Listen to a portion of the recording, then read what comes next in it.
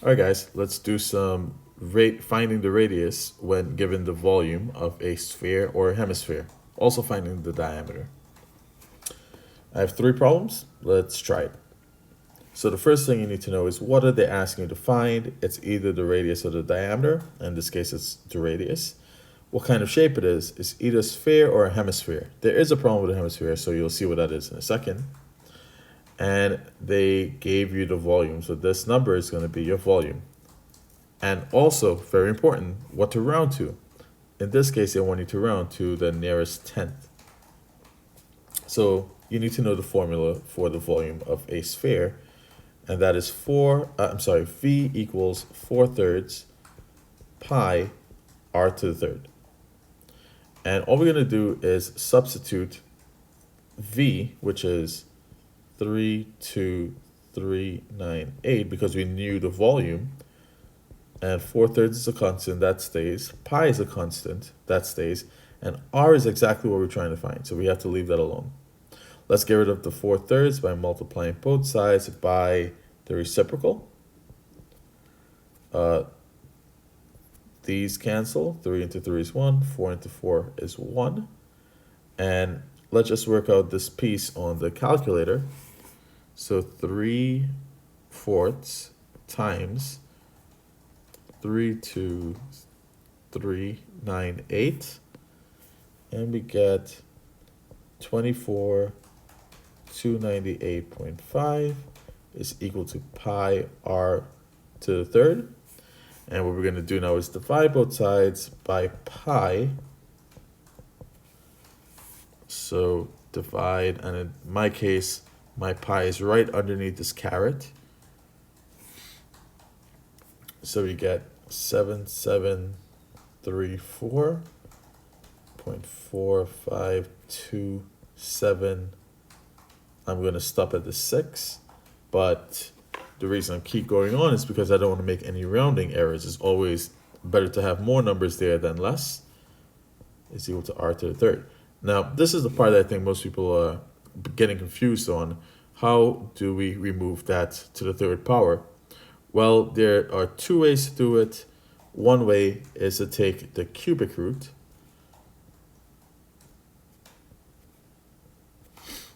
and I'm going to show you how to type that into this calculator, which is the same as a TI-84. So the cubic root cancels the cube, so you kind of get r. And on this side, if you press math and you go down to, in this case, choice 4, you'll see the little 3 right there by that radical symbol. And this is what it looks like.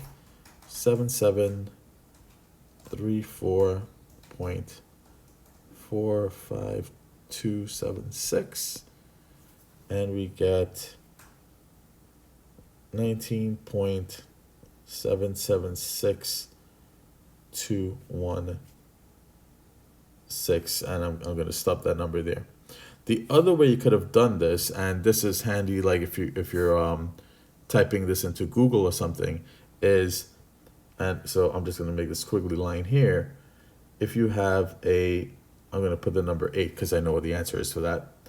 If you want to take the cubic root for 8, that's the same thing as saying 8 to the 1/3 power.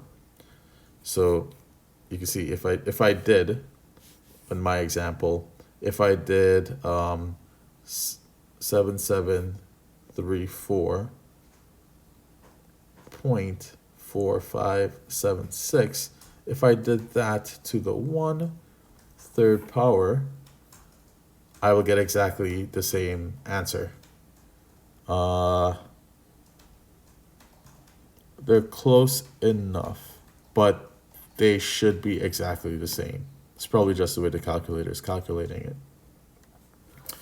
So anyway, so this is my radius, but what are they asking for? They are asking for the radius, but they want it to the nearest tenth, rounded to the nearest tenth. So this is your tenths place, which means you have to look at the number behind it, and if that number is 5 or higher, you have to make this number go up 1. So your final answer is 19.8 centimeters. Don't forget the units. All right, let's do another one. What is the diameter? We know the diameter is 2 times the radius. So we're going to find the radius like normal, but then just multiply the radius times 2 to get the diameter. Same formula. Well, let's see. This is my V. It's a sphere, not a hemisphere, and they want it to the nearest tenth. Volume equals 4/3 pi r cubed. Remember, this is only the volume formula for a sphere, not for everything. So 170 goes in where V is. 4/3 pi r to the third. We're going to multiply both sides by the reciprocal of that fraction because we want to get rid of that fraction. And we know those divide each other out into 1. And let's see what, let's clear all that. Let's see what 3/4 of 170 is. And that is 127.5 is equal to pi r to the third. Let's divide by pi because we want to get that r to the third by itself. Divide by second caret and you get 40.58451, and you take the cubic root on both sides, and we're going to get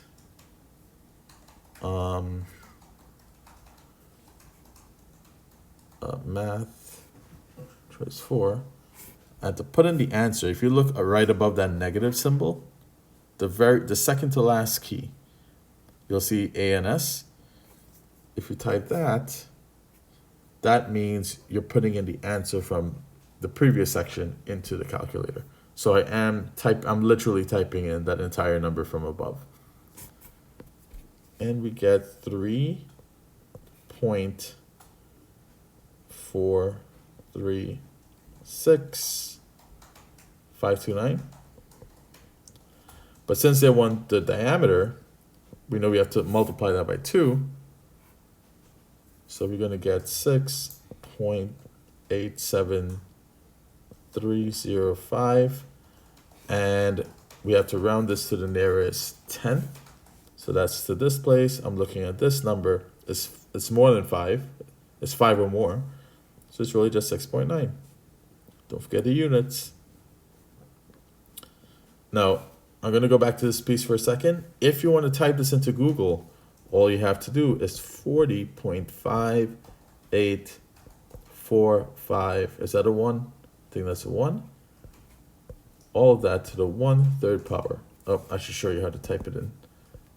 You're going to put a caret. A caret is that. It's above the number 6 on your keyboard.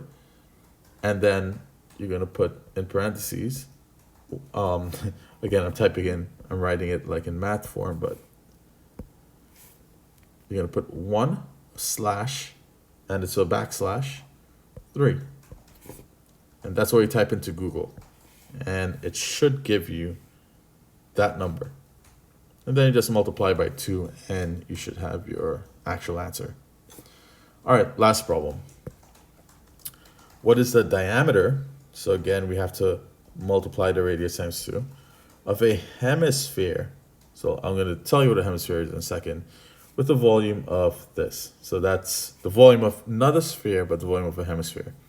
So a hemisphere is really just half of a sphere. So I removed the top half. I imagine the top half is here, I removed it. They only gave us the volume for this.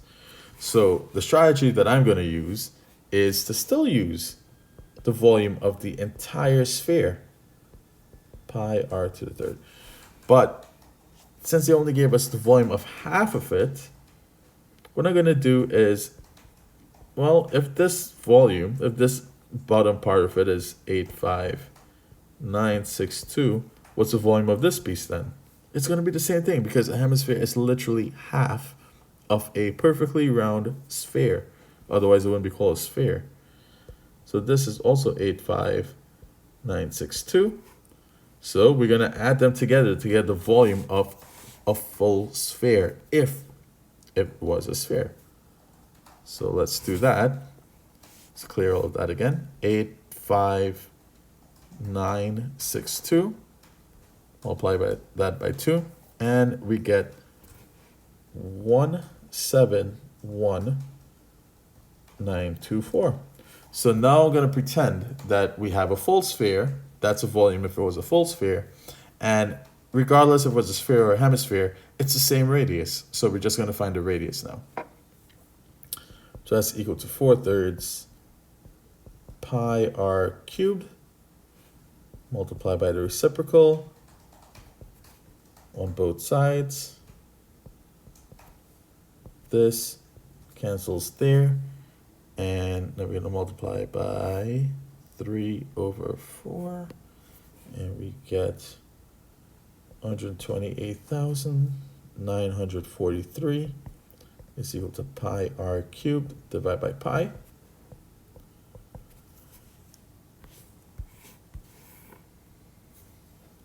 And oops, I typed in just pi. I'm typing in 128,943 divided by pi, and we get 41,043.83165. I'm going to stop that number there. And what I'm going to do now is simply take the cube root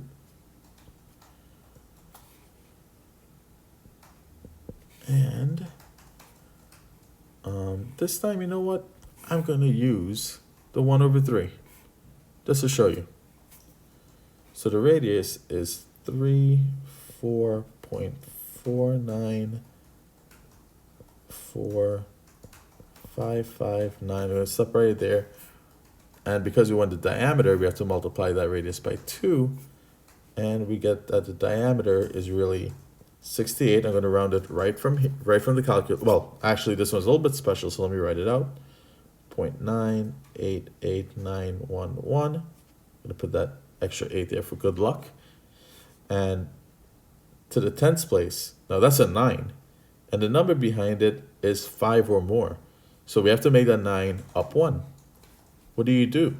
Well, since that's a 9, the next number would be 10, which will push you over to the holes. So you're going to get a 1 on this side and a 0 right there. So you actually end up with 69.0. That's what happens when you have a 9 in the part where you need to round and you need to round up. And that's the diameter. Okay, and as I said, don't forget the units of 69 feet. Okay, I didn't put that significant 0 because to me that's saying that this answer is good up until that position, and it's honestly not. Okay, I hope you learn what you need to learn.